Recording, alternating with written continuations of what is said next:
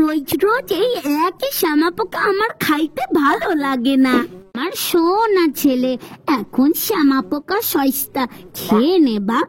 তোরে না হয় কয়দিন পরে আমি ফড়িং ধরে এনে দিম। সেই তো তুমি প্রতিদিনই বলছো। কয়দিন পর পর কইরা তো গইটা 1 মাস হয়ে গেল। নে এখন খাওয়ার সময় তো কথা কইতে নেই, এখন সোনা ছেলের মতো খেয়ে লও দেখি।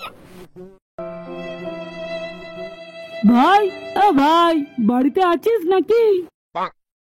ভাই, আজ দুপুরে ফড়িংয়ের মাংসটা যা হয়েছিল, তো আমি কি করুম? আচ্ছা ও সব ছাড়, বলছি পাশে বৌদির বাড়ি যাচ্ছি, যাবি নাকি ভাই? মা তো ঘুমাচ্ছে, ঘুরেই আসি চ।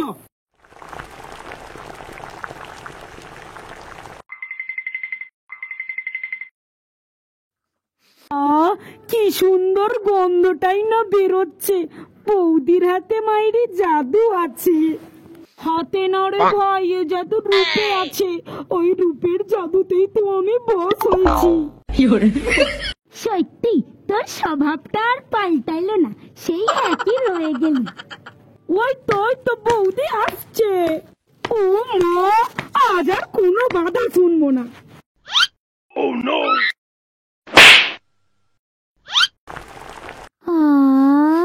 কি সুন্দর সুবাস কান্না বাইরেছে, না জানি খাইতে কত সুন্দর হইবে।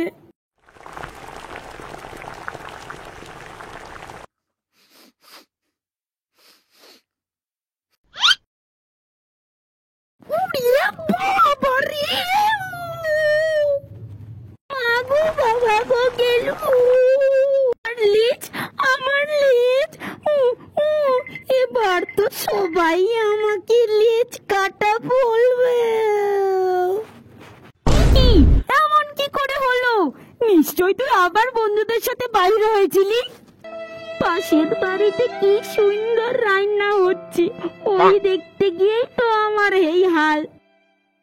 ঠিক আছে, কালই তোর জন্য একটা ভালো মন্দ কিছু রাখবো। সত্যি সত্যি সত্যি সত্যি 3 সত্যি। দেখি মা আজকে কি রান্না করেছে। এ কি, আজও শ্যামা পোকার চচ্চড়ি? খাবোই না শালা।